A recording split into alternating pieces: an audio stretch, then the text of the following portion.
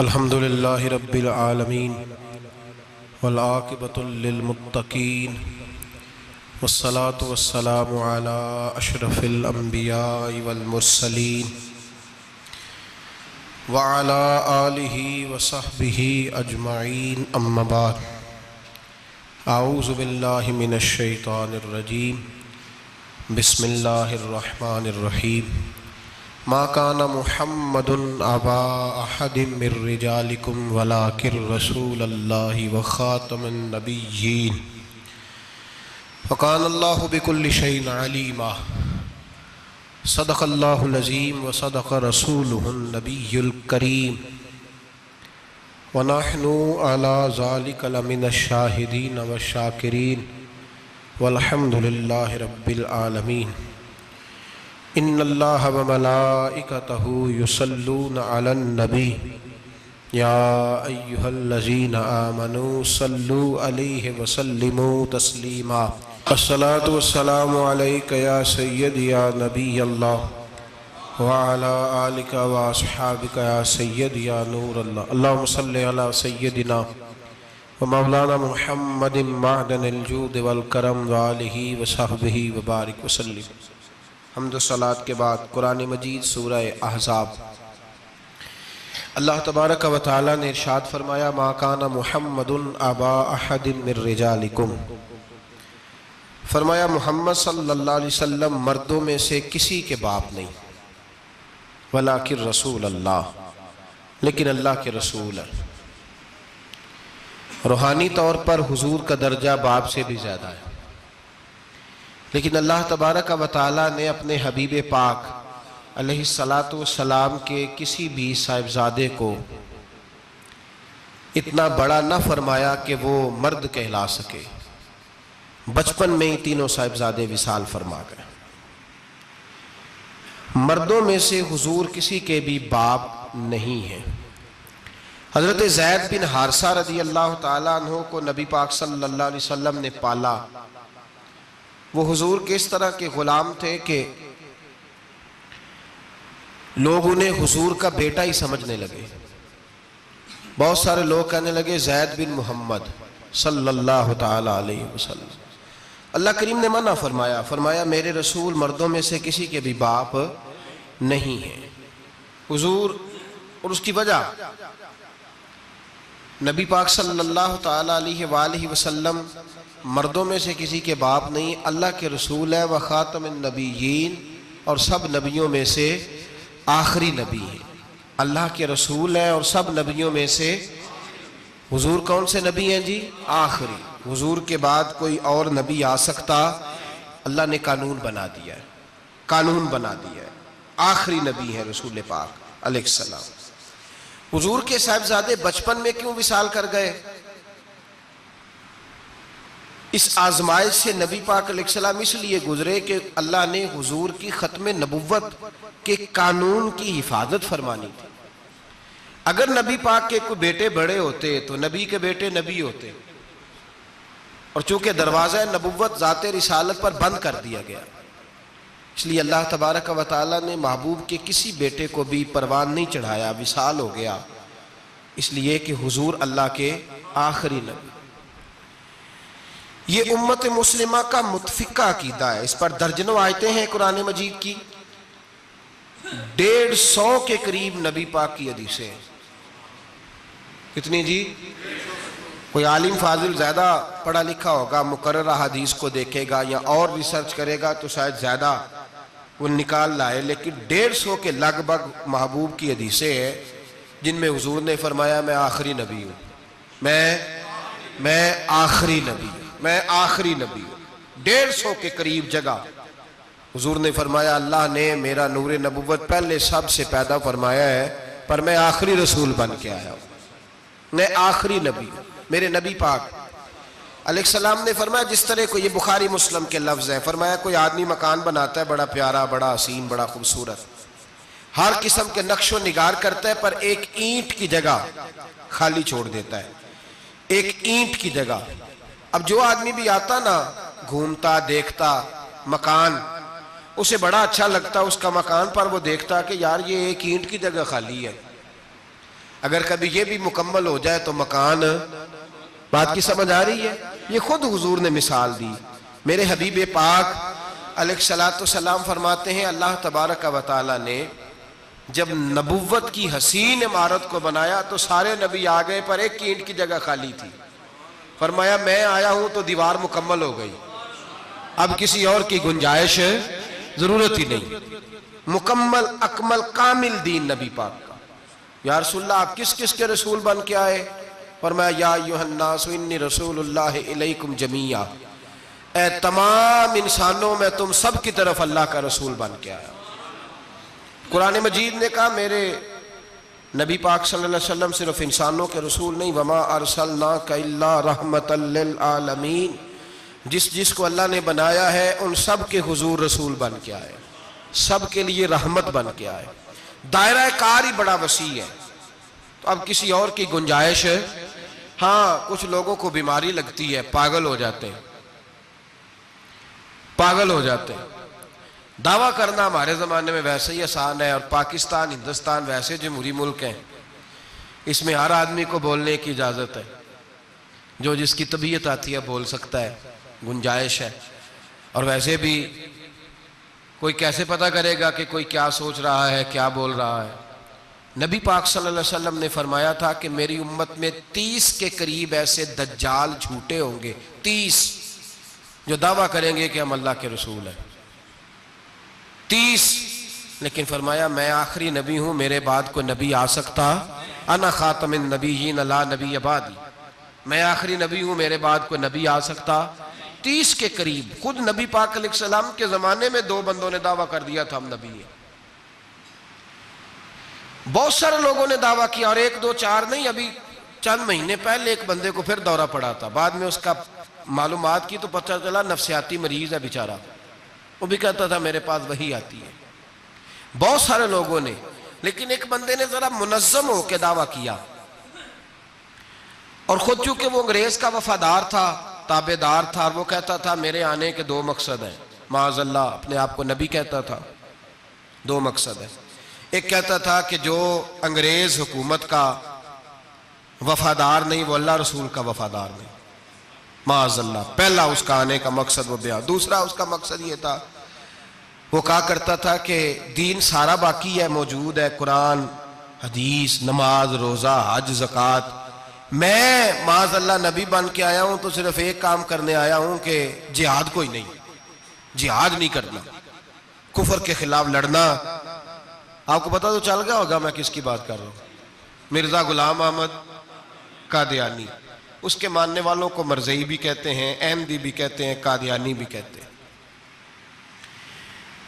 ایک ہوتا ہے کافر، ایک ہوتا ہے مرتد، ان دونوں میں فرق ہے۔ عیسائی، یہودی، سکھ، ہندو یہ کافر ہیں،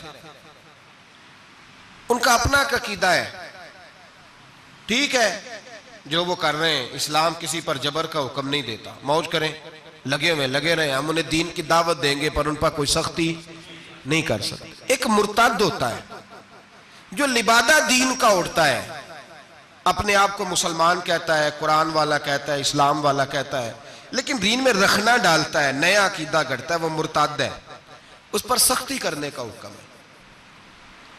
مرزائیوں کی مصیبت یہ ہے کہ وہ کہتے ہیں جی ہم قرآن کو بھی مانتے ہیں، ہم اسلام کو بھی مانتے ہیں، ہم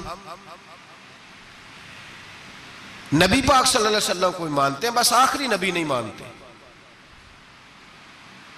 ایک نیا نبی مانتے ہیں، اور پھر رنگ بڑا عجیب دیا، کہتے ہیں ذلی نبی ہے، بروزی۔ نوکھا فلسفہ سنیں آپ حیران ہو جائیں گے۔ ذلی نبی کہتے ہیں میں مستقل نبی نہیں، میں نبی پاک کا سایہ بن کے آیا ہوں، یہ اس نے دعویٰ کیا ہے، کہتے ہیں میں مستقل نبی نہیں، میں حضور کا۔ اور بیوقوف، جس خدا نے اپنے رسول کا سایہ بنایا ہی نہیں کہ کسی کے قدم نہ آ جائیں، اور تیرے جیسے شخص کو سایہ بنانا تھا جس کی ایک آنکھ بھی کوئی نہیں، کانا ہے بیچارہ، مرزا کانا تھا، ایک آنکھ اس کی سلامت۔ اللہ کے نبیوں میں کوئی نقص ہوتا؟ ہمارے ہاں ایک دفعہ گفتگو ہو رہی تھی تو ایک مولانا کہنے لگے مرزا جھوٹا نبی ہے، استادوں نے روک دیا، کہنے لگے یہ لفظ بھی نہیں کہنا، جو نبی ہوتا ہے وہ جھوٹا نہیں ہوتا، اور جو جھوٹا ہوتا ہے وہ نبی یہ لفظ بھی نہیں کہنے، اس کو جھوٹا نبی نہیں کہنا۔ کہا حضور پھر کیا کہیں؟ کہنے لگے چلو کانا شانا کہہ لیا کرو، اتنی گنجائش ہے، یہ تو لو 2-4 جملے ہیں، جیسا بیچارہ ہے تھا ویسا چلو کہہ لو، کانا شانا کہہ لیا کرو، اس کی اجازت ہے، لیکن یہ لفظ کہنے کی اجازت منظم سازش کی اس شخص نے، منظم، اور یہ رکی نہیں۔ ہماری یونیورسٹیوں کے اندر بہت سارے لیکچرار بھرتی کیے جاتے ہیں جو قادیانی ہیں، مرزائی ہیں، اور آپ حیران ہوں گے یہ بات سن کے کہ یورپ کا ویزا سب سے آسانی سے اس بندے کو ملتا ہے جو کہتا ہے جی میں مرزائی ہو گیا ہوں، مجھے پاکستان میں خطرہ ہے، فٹافٹ بلا لیتے ہیں۔ تمہاری ان کے ساتھ کیا رشتہ داری ہے جو تمہیں فٹافٹ بلاتے ہیں؟ بتاؤ کیا تعلق ہے جو تمہیں سپورٹ کرتے ہیں؟ مرزا غلام احمد قادیانی نے دعویٰ کیا، پہلے وہ کہنے لگا جی میں محدث ہوں، میں حدیثوں کی تشریح کرتا ہوں، پھر کہنے لگا میں مجدد ہوں، دین کی تجدید کروں گا، پھر آہستہ آہستہ کہنے لگا جی میں امام مہدی بن کے آیا ہوں۔ لوگ کٹھے ہونے لگے نا، ہمارے لوگ تو دعا کرانے پہ قائل ہو جاتے ہیں، ویسے بھی جو نئی مداری لگائے اس کے بندے جلدی قائل ہو جاتے ہیں۔ علامہ اقبال نے پنجابی کا، میں خود پنجابی ہوں لیکن اقبال نے پنجابی کا مزاج بیان کیا ہے، پنجابی کا مزاج، اقبال کہتے ہیں پنجابی کا مزاج ہے کہ تحقیق کا پھندہ کوئی سیاد لگا دے، یہ شاخ نشیمن سے اترتا ہے بہت جلد۔ کہتے ہیں کوئی مداری دکھائے صحیح، اس کا کام ہے فٹافٹ پہنچ جانا۔ یہ مداریوں کا زمانہ ہے، جو اچھی مداری لگا لے، شور شار اچھا کرے، اس کے گرد لوگ، جو کہے میں نے پھونک ماری تو بندہ چل پڑا، پھونک ماری تو گر گیا، پھر میں نے ایسے کیا تو ایسے ہو گیا، کوئی مداری دکھائے صحیح۔ مداری کا دور ہے، اس نے بھی مداری لگا لی، میں دعا کرتا ہوں تو فلانا صحیح ہو گیا، میں یہ کرتا ہوں تو کبھی محدث ہو گیا، کبھی وہ مجدد ہو گیا، پھر کہنے لگا میں امام مہدی ہوں۔ پھر اس نے تھوڑی ترقی کر لی تو کہنے لگا میں مسیح موعود ہوں، وہ جو حضرت عیسیٰ علیہ السلام نے دوبارہ پیدا ہونا تھا تو لہذا میں آ گیا ہوں، معاذ اللہ۔ پھر آہستہ آہستہ جب اس نے سمجھا نا کہ اب بندے تھوڑے پکے ہو گئے ہیں جو میرے ساتھ ہیں، پھر کہنے لگا نہیں میں ذلی نبی ہوں، بروزی، میں سایہ بن کے آیا ہوں۔ مرزا غلام احمد قادیانی، پشت پناہی اس کو انگریز کی حاصل تھی۔ کسی شخصی جب حکومتیں سپورٹ کرتی ہیں پھر اس کا آگے بڑھنا بڑا آسان ہو جاتا ہے، اس کی انگریز نے مکمل پشت پناہی کی۔ اپنے بچوں کو سمجھائیں جو بات عرض کر رہا ہوں، ہمارے اپنے شہروں میں جو معروف سکول ہیں ان کے اندر ایسے ٹیچر بھرتی ہونے لگے ہیں جو قادیانی اور مرزائی ہیں، جو گندے نظریات کے حامل لوگ، جو طرح طرح کی، آپ کو نہیں پتا، ہمیں تو شوق ہی بڑا ہے نا بچہ ایف ایس سی کرے صحیح، جائے جدھر مرضی، بی ایس سی کرے بس وہ، اور بڑی جلدی لوگ مائل اور قائل ہوتے ہیں۔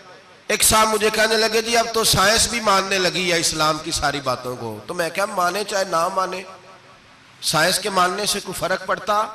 نہیں مانتی سائنس تو نہ مانے، کیا اس میں حرج ہے؟ ایک حکیم صاحب بڑے پرانے بڑے سیانے کہنے لگا جی میں 2-3 امراض کا علاج کرتا ہوں، اس میں ایک کھانسی بھی ہے، چند قطرے شراب کے ڈال کے میں دوائی بناتا ہوں، بندہ ٹھیک ہو جاتا ہے۔ میں نے کہا آپ کا دماغ ٹھیک نہیں، میرے نبی پاک صلی اللہ علیہ وسلم نے جس چیز کو گند کہا ہے اس میں کبھی شفا ہو سکتی، سارا زمانہ بھی کہے کہ ٹھیک ہو جائے گا تو اس میں شفا ہو سکتی، جو پیشاب سے زیادہ پلید ہے اس میں بھی کبھی شفا ہو سکتی ہے۔ تو سائنس مانے، حکمت جو مرضی کہے، ڈاکٹر روز کہتے ہیں کزن میرج سے مسائل بنتے ہیں، قریبی رشتہ داروں میں شادی کرنے سے۔ رسول پاک علیہ السلام نے سگے چچا کے بیٹے کے ساتھ حضرت فاطمہ کا نکاح کیا۔ اگر مسائل بن سکتے ہوتے تو رسول پاک کبھی یہ کام کر سکتے؟ سوال ہی پیدا نہیں ہوتا تھا۔ روز ڈاکٹر کہتا ہے آپ پتہ کرنے جائیں بیماری کہاں سے لگ گئی، آپ کے خاندان میں تو کسی کو نہیں تھی، فلانے کو تو نہیں تھی، سسرال میں میکے میں۔ بھئی اللہ کے رسول نے فرمایا بیماری متعدی نہیں ہوتی، ایک کو دوسرے سے لگ سکتی، تو ساری دنیا کے ڈاکٹر کہیں بے شک ہماری طبیعت مان سکتی؟ ہم کوئی کچے نظریات کے لوگ ہی نہیں، یہاں تو بندے فٹافٹ ایسے ہو جی وہ سنا تھا اس نے کہا تھا، کیا مطلب ہے؟ ساڈے نبی دی زبان ساڈے واسطے قرآن، ساڈے نبی دی زبان ساڈے واسطے قرآن، ختم ہو گئی بات۔ جو مرضی کو کہتا، پھر عقیدہ مضبوط، زبردست، ایک منٹ کے لیے بھی ہلنے کی ضرورت نہیں۔ مرزا صاحب نے دعوے کر دیے، لوگ اکٹھے ہونے لگے، انگریز کی پشت پناہی تھی، اور اس نے سب سے پہلا اٹیک ان لوگوں پہ کیا جو سردار کہلاتے تھے، چودھری کہلاتے تھے، زمیندار تھے۔ غور کریں جو بات سمجھا رہا ہوں۔ اس کا سب سے پہلا الناس والا دین ملوکہم، لوگ اپنے سرداروں کے مذہب پہ ہوتے ہیں۔ مرزے کا سب سے پہلا اٹیک، قادیانیوں کا سب سے پہلا جو حربہ تھا وہ چودھری لوگ تھے، بڑے لوگ، اس لیے کہ اسے پتا تھا کہ ان لوگوں پہ قبضہ جمایا جائے گا تو باقی جو عوام ہے اس کو قریب کرنا آسان ہو جائے۔ بڑے بڑے ذمہ پہ، جگیرداروں پہ، مالداروں پہ، رئیس لوگوں پہ اس نے پھندے ڈالے، قابو کیے، اور ایک جمعیت تیار کر لی۔ پھر جب لوگ کٹھے ہو گئے اور اس نے دعویٰ کر دیا کہ میں نبی ہوں، علماء نے اس کو کئی دفعہ بلایا، حضرت پیر میر علی شاہ صاحب رحمت اللہ علیہ، پیر صاحب نے فرمایا کسی میدان میں سامنا تو کر، گفتگو تو کر، پر وہ سامنے آنے کو تیار۔ امیر ملت پیر جماعت علی شاہ صاحب محدث علی پوری رحمت اللہ علیہ فرمایا سامنے تو آ، نہ کہیں سامنے تو آ تو صحیح۔ حضرت حجت الاسلام مولانا حامد رضا خان صاحب رحمت اللہ تعالی علیہ حضرت کے صاحبزادے فرمانے لگے تو ایسا بے ایمان ہے، سامنے کیوں نہیں آتا؟ باہر تو نکلنا، آ تو صحیح۔ ہم تو اس رسول کے ماننے والے ہیں جو ہر میدان میں سامنے آ جاتے تھے، ہر میدان میں، لیکن نا نبی دنیا میں تبلیغ کرنے آتے ہیں، کشتی کرنے نہیں آتے۔ مولانا حامد رضا صاحب نے وزیر خان مسجد میں تقریر کی، اعلیٰ حضرت کے شہزادے تو فرمانے لگے ہم تو اس رسول کے ماننے والے جو ہر میدان میں سامنے رہے۔ نبی پاک باہر نکلے تو رکانہ پہلوان بکریاں چرا رہا تھا، کھیت میں تھا، کہنے لگا میں نبی تب مانوں گا جب میرے ساتھ کشتی کریں گے۔ حضرت بلال حبشی رضی اللہ تعالیٰ عنہ فرماتے ہیں کہ حضور کا مزاج نرم و نازک تھا، ہاتھ پھول سے زیادہ نرم ہوتے تھے، کستوری سے زیادہ خوشبودار ہوتے تھے، نرم و نازک وجود تھا، مکھی نہیں بیٹھتی تھی۔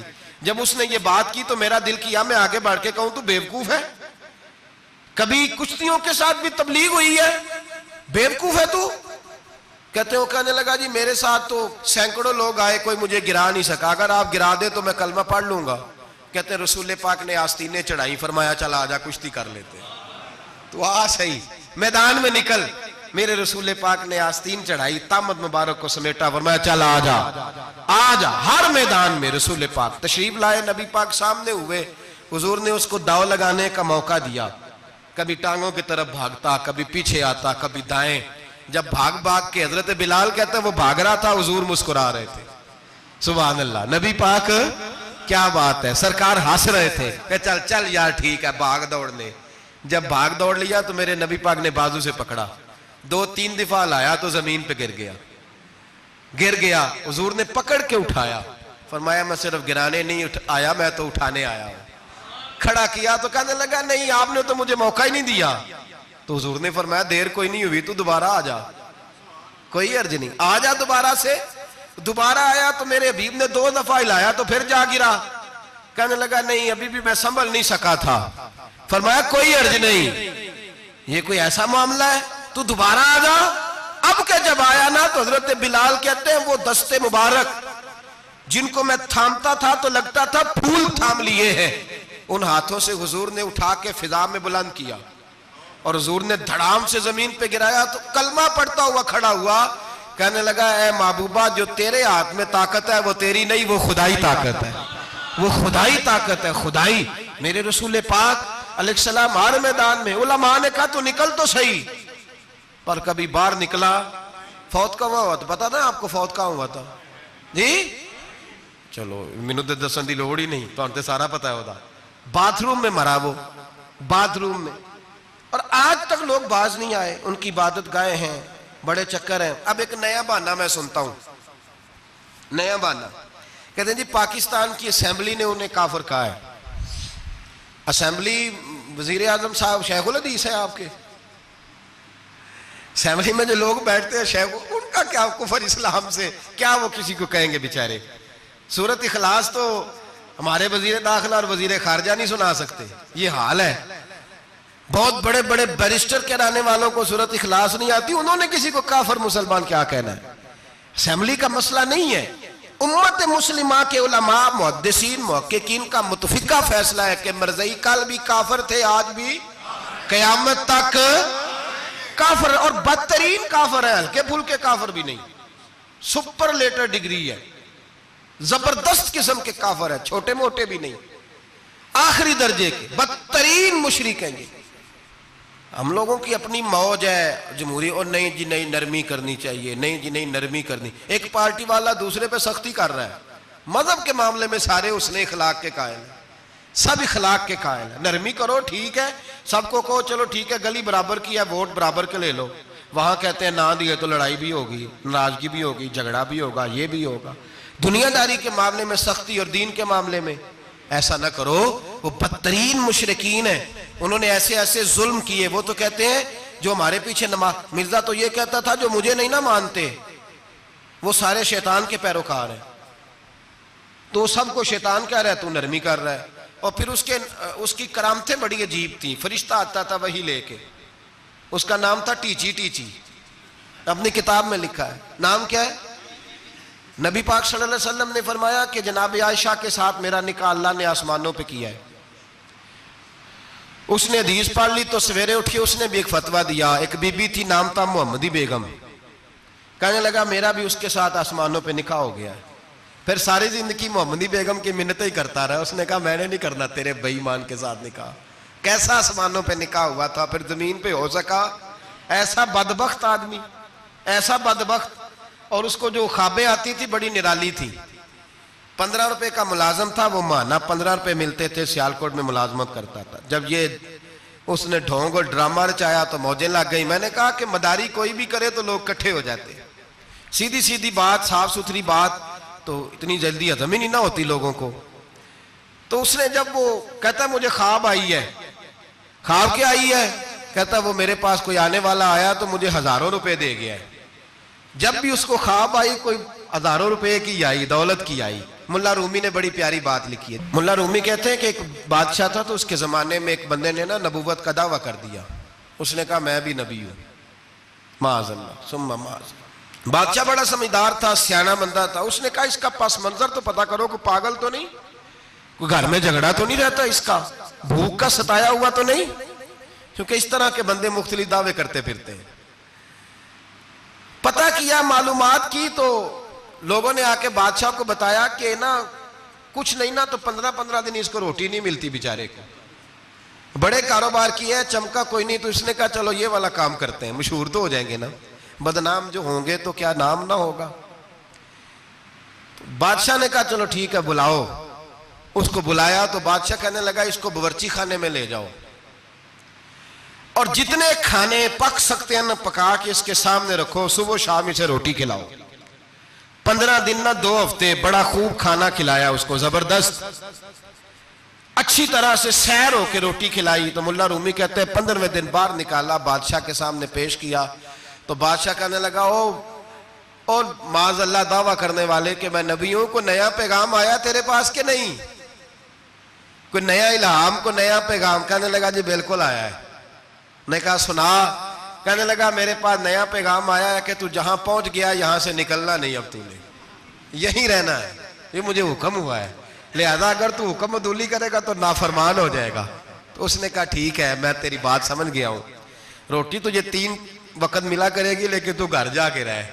آج کے بعد اس طرح کا کوئی دعویٰ پیٹ کے ہاتھوں مجبور ہو کے لوگ دعوے کرتے ہیں، اور پھر جو ان کے ساتھ ہوتے ہیں نا وہ بھی بہت سارے پیٹ کے ہاتھوں مجبور ہوتے ہیں، تنخواہیں لگ جاتی ہیں، اور جب کسی کی تنخواہ لگ جاتی ہے پھر پراپوگنڈا کرنا اس کی ذمہ داری ہوتی ہے، شور کرنا ذمہ داری، رائے عامہ ہموار کرنا اس کی ڈیوٹی ہوتی ہے۔ مرزے نے بہت سارے لوگ بطور تنخواہ دار وہاں رکھے، پھر یہ تحریک چلی، 1 2 4 نہیں، درجنوں لوگ اس میں شہید ہوئے، جگہ جگہ رسول اللہ کے غلاموں نے صلی اللہ، اور بڑی ذمہ داری سے بات کہہ رہا ہوں، بڑی ذمہ داری سے۔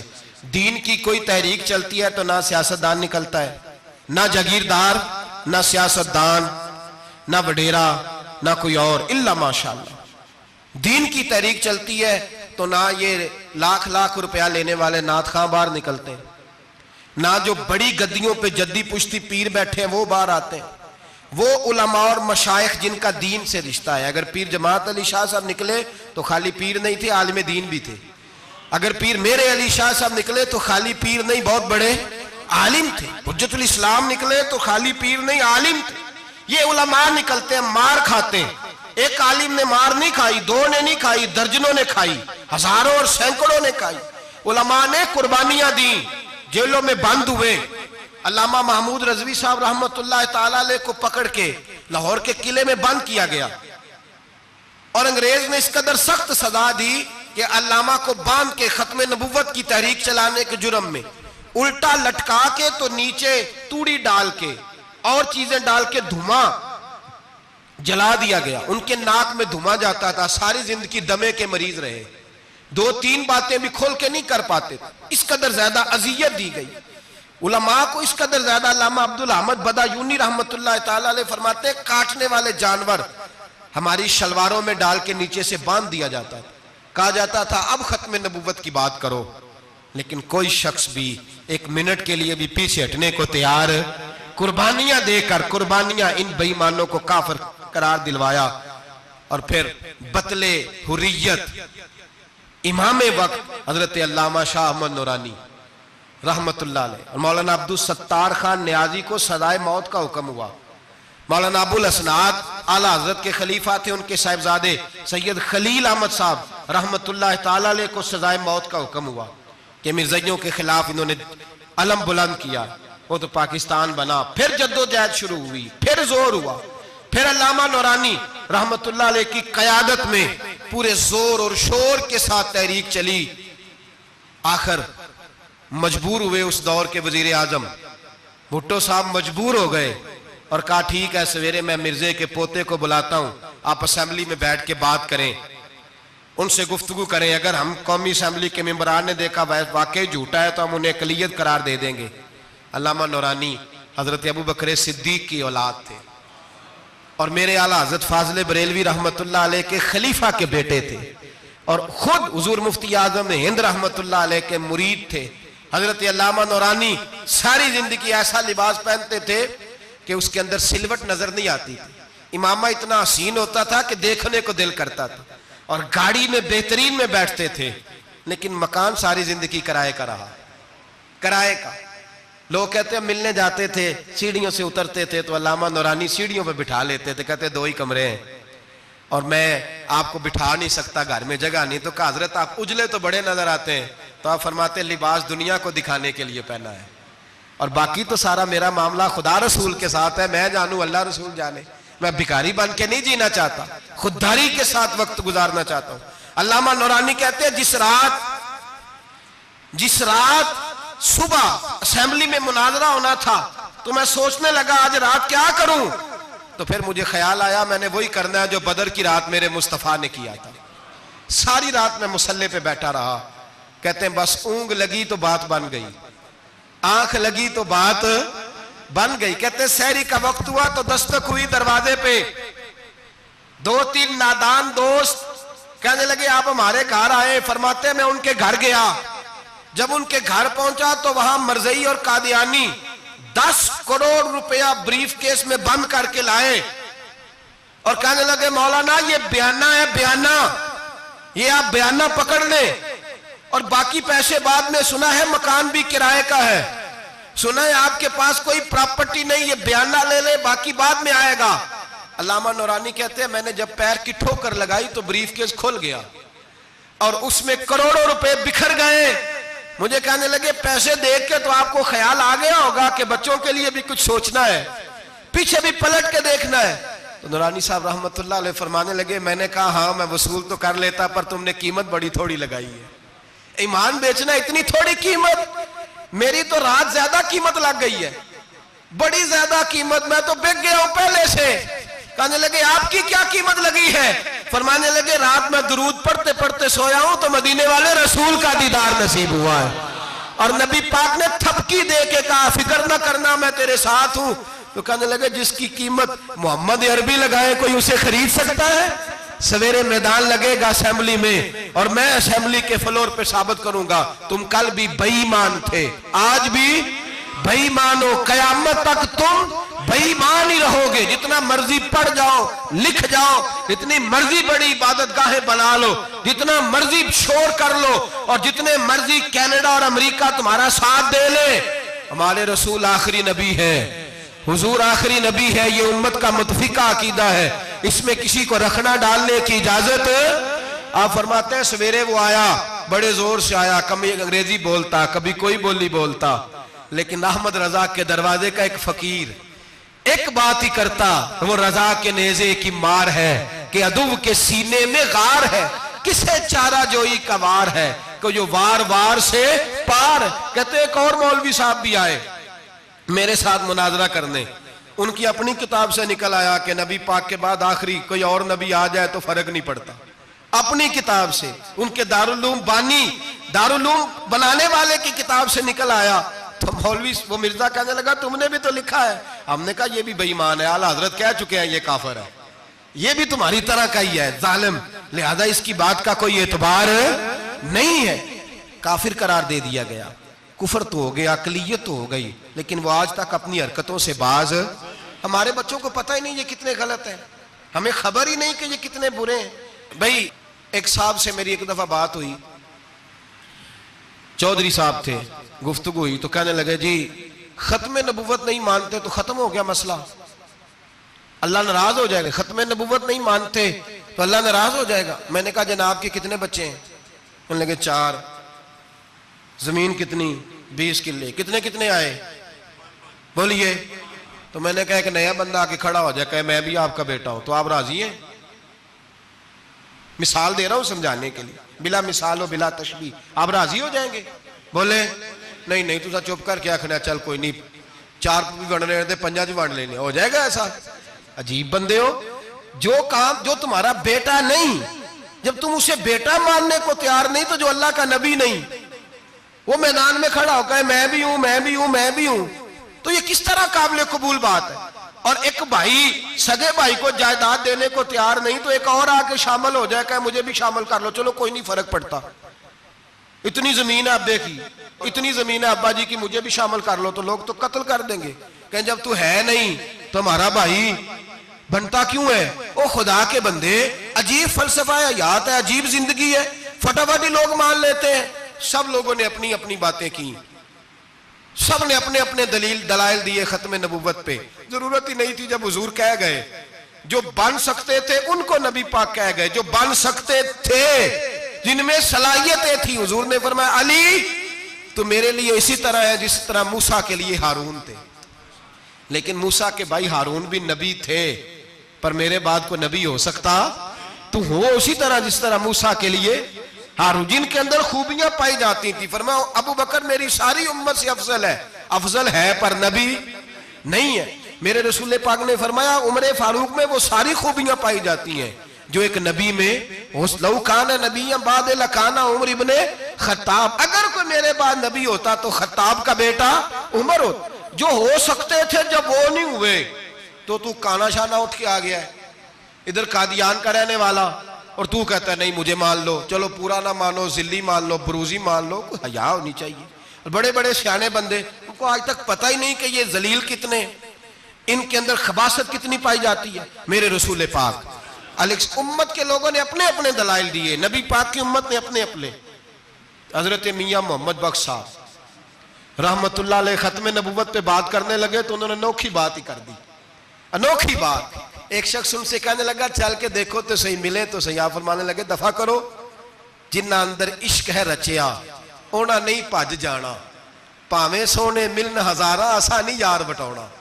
ہم نے دائیں بائیں دیکھنا ضرورت ہی نہیں، ہمارے رسول نے کوئی کمی چھوڑی نہیں، باقی آ رہے ہیں یہاں خیرات لینے۔ حضرت موسیٰ کہہ رہے ہیں اللہ اپنے آخری نبی کی امت میں شامل کر لے، تو ہمیں کیا ضرورت ہے پتہ بھی کرنے کی؟ اور سن لیں، یہ یاد رکھیں بات، امام اعظم ابو حنیفہ رحمۃ اللہ علیہ فرماتے ہیں اگر کسی بندے نے دعویٰ کیا کہ میں نبی ہوں، دعویٰ کیا کہ میں نبی ہوں، اور سامنے والے نے اسے یہی کہہ دیا نا کہ اگر تو نبی ہے تو معجزہ دکھا، تو یہ کہنے والا بھی کافر ہو گیا، اس لیے کہ اس نے تو دلیل مانگ لیا، یہ تو تھوڑا سا متفق ہوا ہے۔ تماشا دیکھنے کے لیے بھی اگر کہا نا کہ اگر تو نبی ہے تو دلیل لا، کوئی معجزہ، تو یہ لفظ کہنے والا بھی بولیے دائرہ اسلام سے کیوں مانگی تو نے دلیل؟ کیا ضرورت پڑی تھی؟ کیوں تو نے ایسا کہا؟ اتنا متفق کا عقیدہ ہے کہ تو مانگ، تو یہ بھی نہیں کہہ سکتا کہ چل کچھ کر کے دکھا، یہ بھی تیرے لیے جائز ہے۔ صوفیاء کہتے ہیں تو نے سوچ کیسے لیا؟ طریقت کے اندر تو غیر کی مداخلت قابل قبول، اللہ نے توحید کا ہر جگہ خیال رکھا، رسالت کی وحدانیت کا ہر جگہ خیال رکھا۔ اللہ ایک، قرآن ایک، اسلام، نبی ایک، باپ، استاد، کوئی کسی قسم کی مداخلت کی ضرورت؟ کیسے لوگ مداخلت کر لیتے ہیں؟ فٹافٹ حضرت پیر سید مہر علی شاہ صاحب گولڑوی رحمت اللہ، حضرت خواجہ شمس العارفین سیالوی رحمت اللہ علیہ کے پاس پڑھا کرتے تھے، تدریس ہوتی تھی، خواجہ صاحبوں کو بٹھا کے درس تصوف، درس قرآن، درس حدیث دیتے تھے۔ یوں بیٹھے ہیں، گفتگو ہو رہی ہے، پڑھایا جا رہا ہے، ایک بڑے نورانی چہرے والے خوبصورت بزرگ اندر آئے، بڑی تازگی، بڑا پیار، بڑی مٹھاس ان کے آنے میں۔ جب وہ آئے تو حضرت شمس العارفین اٹھ کے ملے، ماتھا چوما، پیار ہوا، 2-3 منٹ گفتگو ہوئی تو گفتگو میں بڑی نورانیت، بڑی خوبصورتی، بڑی رانائی، بڑی ٹھنڈک ملی دونوں بزرگوں کی ملاقات سے۔ چند لمحوں کے بعد، تھوڑی دیر گفتگو کے بعد وہ بزرگ اٹھے باہر نکل گئے۔ حضرت شمس العارفین مریدوں پہ نظر ڈالی، فرمانے لگے تمہیں پتہ ہے یہ کون تھا؟ شاگردوں جانتے ہو کون تھا؟ کہا حضور نہیں۔ فرمایا خضر علیہ السلام تھے، مجھ سے ملنے آتے ہیں اکثر، اور ابھی گلی میں ہوں گے، کسی نے ملنا ہے تو مل لو۔ دوڑ کے گئے سارے لوگ ملاقات کرنے، بھاگے گئے۔ پیر مہر علی شاہ صاحب بیٹھے ہیں، آپ نے فرمایا مہر علی تم نے نہیں ملنا؟ کہنے لگے حضور نہیں۔ فرمایا کیوں؟ کہنے لگے حضور میں اسے نہ ملوں جسے خضر بھی ملنے آتا ہے، اسے نہ ملوں جس سے وہ ملنے آتا ہے، میں نے کیا کرنا ہے ان سے مل کے؟ آپ سے ملوں گا جن سے حضرت خضر بھی ملنے آتی ہیں۔ جنہ تنام وچ عشق ہے رچیا اونا نہیں پج جانا، پانے پاویں سونے ملن ہزاراں، اسا نہیں یار وٹانا، ضرورت ہی نہیں۔ ایسے حسین محبوب کے بعد کسی اور جگہ نظر جمانے کی طبیعت ضرورت نہیں، توجہ نہیں، خیال نہیں۔ جس نے یہ پوچھ بھی لیا کہ تو بتا، کوئی معجزہ دکھا، وہ بھی دائرہ اسلام سے نبی پاک صلی اللہ علیہ وسلم کے زمانے میں حضور نے خود فرمایا تھا 30 کے قریب لوگ ہوں گے جو دعویٰ کریں گے ہم نبی ہیں۔ فرمایا دجال ہوں گے، کذاب ہوں گے جو دعویٰ کریں گے۔ ایک بندے نے تو حضور کی ظاہری حیات میں دعویٰ کر دیا، مسلمہ اس کا نام تھا، 150 سال کے قریب عمر پائی اس نے، اور بہت سارے اس کے ماننے والے اسی لیے ماننے لگے کہ عمر بڑی لمبی ہے۔ معاذ اللہ تعالیٰ، لوگوں کا اپنا اپنا مزاج ہے نا، ماننے کا اپنا اپنا مزاج ہے۔ ایک اس سے کانا آدمی دعا کرانے آیا، ایک آنکھ سے کانا تھا، اس نے دعا کرائی تو دونوں آنکھوں سے اندھا ہو گیا، دونوں آنکھوں سے۔ اللہ نے اسے سزا دی تو ایک ماننے والا کہنے لگا فٹافٹ مان جاؤ، ورنہ جو اس کی نہ مانے پورا اندھا ہو جاتا ہے۔ ماننے والوں کا اپنا انداز ہے نا۔ ایک لنگڑا آیا، ایک ٹانگ سے لنگڑا کے چلتا تھا، مسلمہ سے دعا کرانے آیا تو دوسری بھی ضائع ہو گئی، یہ اس کا حال تھا۔ پر ماننے والوں کا کیا کیا جائے؟ ماننے والے جس کو مرضی ماننے لگتے ہیں، نفسیاتی طور پر لوگ کمزور ہو جاتے ہیں۔ مسلمہ نے نبی پاک صلی اللہ علیہ وسلم کو خط لکھا، کہنے لگا حضور کے زمانہ مبارکہ میں، اور کچھ حدیثیں ایسی بھی ملتی ہیں جس سے یہ ثابت ہوتا ہے کہ اس کی حضور سے ملاقات بھی ہوئی، سامنے کچھ بول نہ سکا، جا کے خط لکھا، کہنے لگا کہ آپ میرے ساتھ معاہدہ کر لیں، جب تک آپ حیات ظاہری میں آپ نبی، اور جب آپ کا وصال ہو جائے تو میں نبی، یا یہ معاہدہ کر لیں کہ آدھے عرب کے آپ نبی اور آدھے کا میں نبی۔ معاذ اللہ، اس نے یہ خط لکھا۔ نبی پاک نے جواب لکھا، فرمایا میں تو اللہ کا رسول ہوں، تو کذاب ہے، تو کذاب ہے، جھوٹا ہے۔ لوگ ایک اور بھی، میں ایک دن آرٹیکل پڑھ رہا تھا، کہنے لگے جی مرزے کے اب بڑے ماننے والے ہیں، اس کو کذاب نہیں کہنا چاہیے، ان کو دکھ ہوتا ہے، جو جھوٹ بولے اسے جھوٹا نہیں کہنا چاہیے۔ تو تھی بول دے کیوں نہیں؟ تو اڈا کی پروگرام ہے، کہنا چاہیے کہ نہیں کہنا چاہیے؟ یہ ثواب ہوگا، اس لیے کہ جو نبوت کا دوچا دعویٰ کرے اس کو نبی پاک نے جھوٹا کہا ہے۔ حضور نے فرمایا تو کذاب ہے، کیا کہا ہے؟ تو آنے ثواب ہوئے گا، آنکھو گے تھے، کیا کہا ہے؟ کذاب۔ تو اس کو کذاب کہنا نبی پاک کی تیا کی ہے نا، پھر جی وہ منن والے تکلیف ہوندی تو میں کہا پئی ہوئے، وہ کذاب ہے، لہذا ہمیشہ کذاب ہی رہے گا۔ جب حضور نے کہا ہے جو دعویٰ کرے نبوت کا وہ کیا ہے، تو لہذا کذاب ہی رہے گا۔ حضور نے لکھا کذاب، جب نبی پاک نے کذاب لکھا نا خط میں، کون لے کے جائے گا؟ اب اس کے دربار میں جانا ہے، حالات بڑے خطرناک ہیں، اس کے گرد بندے بھی ہیں اور اس کے گھر جانا ہے، مشکل مرحلہ ہے۔ ایک صحابی تھے چھابڑی فروش، سر کے اوپر رکھ کے نا ٹوکرا، تو مدینے کی گلیوں میں کھجوریں بیچتے، 11-12 بچوں کے باپ تھے۔ کون جائے گا؟ اور جسمانی طور پہ بھی کمزور تھے، فٹافٹ اٹھے، کھجور کھا رہے تھے، ہاتھ کھڑا کر کے کہا حضور کسی اور کی ڈیوٹی نہ لگانا، میں جاؤں گا۔ جب یہ لفظ کہے تو ان کے منہ سے کھجور کے ٹکڑے گرے صحابہ کے چہروں پر۔ ایک صحابی کہنے لگے پہلے کھجور تو کھا لے، بڑی تجھے جلدی ہے بولنے کی، کھا تو لے۔ کہنے لگے اگر میرے کھاتے کھاتے ڈیوٹی کسی اور کی لگ گئی تو، کسی اور کی لگ گئی تو کیا کروں گا، جلدی ہے مجھے۔ حضور سید عالم صلی اللہ علیہ وسلم نے نا اپنا نیزہ دیا، گھوڑا دیا، فرمایا ذرا ڈٹ کے جانا، اس کے گھر جانا ہے۔ کہا محبوبہ فکر ہی نہ کرے، فکر نہ کرے۔ صحابہ کہتے ہیں اس طرح وہ نکلا جیسے کوئی جرنیل نکلتا ہے، اس کا انداز ہی بدل گیا، اس کے طور طریقے ہی بدل گئے، وہ یوں نکلے جیسے کوئی بڑا دلیر آدمی جاتا۔ حضور نے بھیجا ہے نا، نبی پاک نے بھیجا ہے نا، انداز ہی بدل گئے، طریقے ہی بدل گئے۔ مسلمہ کے دربار میں گئے، وہاں ایک شخص جو بعد میں مسلمان ہوا، وہ بتلاتا ہے کہ جب حضرت حبیب بن زید پہنچے نا تو نیزہ ہاتھ میں تھا، زور سے گاڑا جا کے اس کے دربار میں، زور سے گاڑ دیا زمین پہ۔ مسلمان نظر، کون ہو؟ آپ فرمانے لگے تجھے چہرہ دیکھ کے نہیں پتا چلا میں رسول اللہ کا نوکر ہوں؟ ہمارے تو چہرے بتاتے ہیں ہم رسول والے ہیں، ہمارے تو چہرے بتاتے ہیں نبی پاک والے، تجھے پتا نہیں چلا کون ہوں؟ کیسے آئے ہو؟ فرمایا یہ تیرے خط کا جواب لایا ہوں۔ بادشاہوں کا طریقہ یہ تھا کہ خط خود نہیں پڑھتے تھے، ساتھ ایک بندہ کھڑا ہوتا تھا، وہ خط پڑھتا تھا۔ مسلمان نے اس کو خط دیا، پڑھو۔ جب اس نے خط پڑھا تو لکھا تھا تو کذاب ہے۔ اب سب نے سن لیا، اکیلے میں ہوتا تو چلو بات اور تھی، سن لیا سب نے، آگ بگولا ہو گیا، آنکھیں سرخ ہو گئی، جلال برسانے لگا۔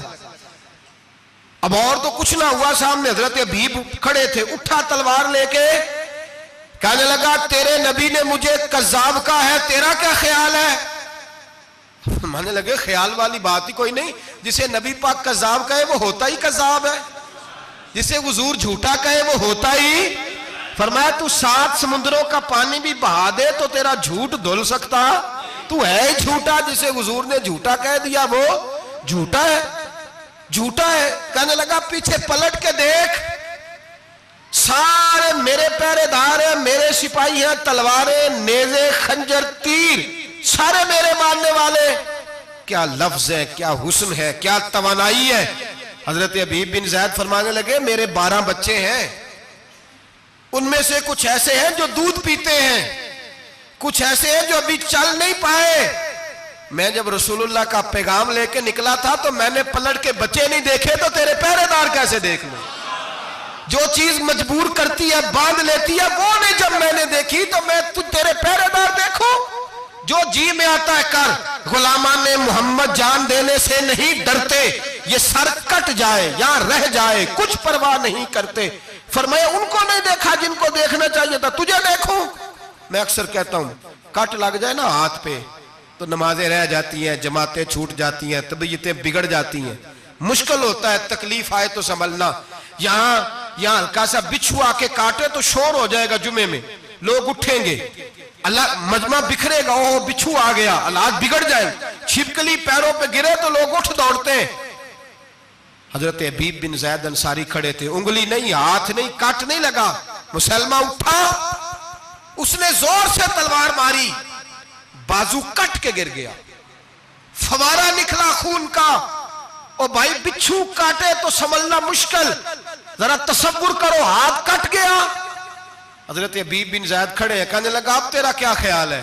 آپ فرمانے لگے تو بڑا بیوقوف ہے، ہمیں آزماتا ہے، ہمیں تو بدر سے لے کر احد تک ساری دنیا آزما چکی ہے، ہمیں آزماتا ہے، ابھی بھی خیال پوچھتا ہے۔ فرمایا میرا خیال وہی ہے جو میرے رسول نے فرما دیا ہے، خیال وہی ہے جو نبی پاک نے کہہ دیا ہے۔ پھر تلوار ماری، دوسرا ہاتھ کٹ گیا، ذرا سوچنا، غور کرنا، ٹانگ ٹوٹی نہیں، ہڈی نہیں ٹوٹی، ماس نہیں اکھڑا، ہاتھ کٹ کے گرا، 2 ہاتھ گر گئے، زمین پہ گرے۔ حضرت حبیب کہنے لگا میں تجھے قتل کر دوں گا، باز آ جا۔ آپ فرمانے لگے تو بڑا نادان ہے، ان لوگوں کو ڈراتا ہے جو سویرے فجر کی نماز پڑھ کے پہلی دعا ہی شہادت کی مانگتے ہیں۔ ہمیں ڈراتا ہے جو سوتے وقت التجا کرتے اللہ بستر پہ موت نہ دینا، میدان میں دینا، تو ہمیں ڈرا رہا ہے، چل جو ہوتا ہے کر لے۔ اس نے خنجر رکھا، تلوار رکھی گردن پہ، فرمایا میں کاٹ دوں گا۔ فرمایا کاٹتا کیوں نہیں، کاٹتا کیوں نہیں؟ اور وہ روایت کرنے والے کہتے ہیں مسلمہ کے ہاتھ کامتے تھے ختم نبوت کے تحفظ کے لیے۔ جب نبی پاک کے غلام نکلے تو جھوٹا دعوے کرنے والے کانپ کھڑے ہوئے، کہتے ہیں اس کے ہاتھ کانپتے تھے۔ حضرت عبید بن زید کٹے ہوئے بازوؤں کے ساتھ بھی توانا تھے، قلم توڑ گئے میاں محمد بخش صاحب، فرمانے لگے او کچا رنگ للاری والا جیڑا چڑھ دا لیندا رہندا، اے عشق تیرے دا رنگ محمد چڑھ جائے پھر نہیں لیندا۔ جب تلوار چلی، گردن کٹی، تو رسول اللہ کی ختم نبوت پر پہرا دینے والوں کا اجر میرے رسول نے بیان فرمایا، میرے نبی نے اجر بیان کیا، ڈگری جاری فرمائی، سند دی حضور نے، وہاں گردن کٹی، اور جہاں مدینے میں حضور کی آنکھوں میں آنسو آئے۔ یا رسول اللہ کیا ہوا؟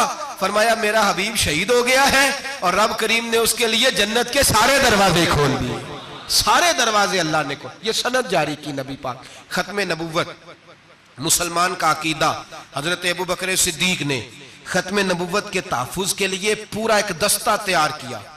ابو جال کے بیٹے جناب سیدنا اکرمہ رضی اللہ تعالیٰ عنہ، ان کی سربراہی میں جناب سیدنا ابو بکر صدیق رضی اللہ تعالیٰ عنہ نے لشکر تیار کیا۔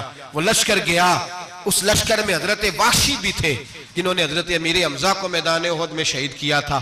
فرماتے ہیں میں دعا کرتا تھا اے اللہ بہترین مسلمان میرے ہاتھوں شہید ہوا ہے، اب میرے ہاتھوں کوئی بدترین کافر قتل کرا تاکہ میرا کفارہ ہو جائے۔ فرماتے ہیں جب میں گیا، جب میں نکلا میدان میں پہنچا تو مسلمہ میرے سامنے آ گیا، جھوٹی نبوت کا دعویٰ کرنے والا۔ کہتے ہیں جب سامنے آیا تو میں نے اس کو مارا، تیر وہ گرا، اور جب گرا تو میں نے رکھا پھر اس کی گردن پہ پیر۔ میں نے کہا میرے رسول تو میدان بدر میں دعا کریں تو 5000 فرشتے آتے ہیں، تو ذرا پلٹ کے دیکھ بے ایمان تیرا حال کیا ہے؟ فرماتے ہیں میرے قدموں کے نیچے، میں نے کہا تو میرے نبی سے مقابلہ کرنے چلا تھا؟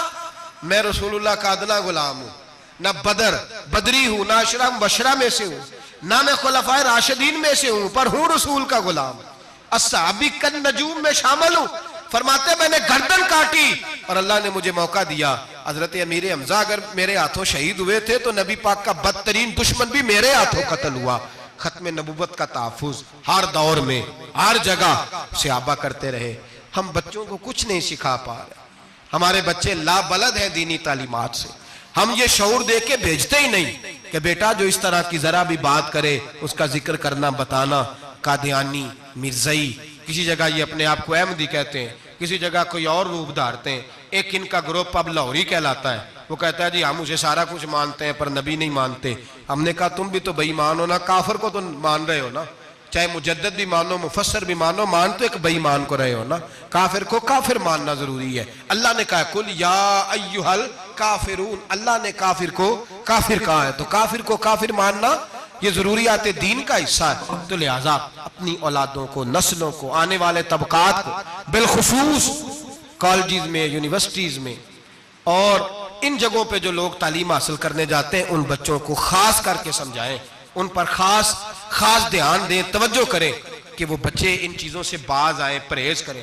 میں نے کہا کہ ایک بہت بڑا طبقہ، اور پھر ایک اور بہت بڑی تکلیف کی بات یہ ہے ہماری حکومتیں یہ خیال نہیں کرتی کہ کوئی بند باندھا جائے، کوئی ایسا صورت بنائی جائے، کوئی جو ہے وہ ایسی ترتیب لگائی جائے کہ جو لیکچرار آئے یا سرکاری عہدے پہ کوئی شخص آئے اس کی جان پھٹک کی جائے، وہ کون ہے، اس کا عقیدہ کیا ہے، وہ کس نظریے کا ہے۔ ہمارے ہاں کوئی ایسا اندازہ نہیں، اس لیے یہ مرتد، یہ کفار، یہ برے لوگ پھیلتے چلے جا رہے ہیں۔ اپنی صفوں کے اندر ان لوگوں کو تلاش کریں۔ اور پھر ایک اور بات یاد رکھیں، کفر سے جب بیزاری ہوتی ہے نا، ان لوگوں کو احساس ہوتا ہے کہ ہم غلط ہیں، ہمارے ساتھ اظہار بیزاری ہے۔ ان لوگوں سے جو اظہار بیزاری کیا جاتا ہے اس کا مطلب یہ ہے کہ ان کو احساس ہو کہ ہم غلط ہیں، اور بہت سارے لوگ بس ایسے ہی ان کے پیچھے لگ گئے بلا وجہ، دیکھا دیکھی، دوستوں کی وجہ سے، ان کو پتہ ہی نہیں کہ یہ کتنے برے ہیں۔ اللہ کی بارگاہ میں یہ دعا کرتے ہیں کہ اللہ تعالیٰ ہماری آنے والی نسلوں کو ان برے اثرات سے محفوظ رکھے، اور اللہ تبارک و تعالیٰ ہمیں حضور کے ختم نبوت کے عقیدے پر پختگی عطا فرمائے، ہمیشہ مدحت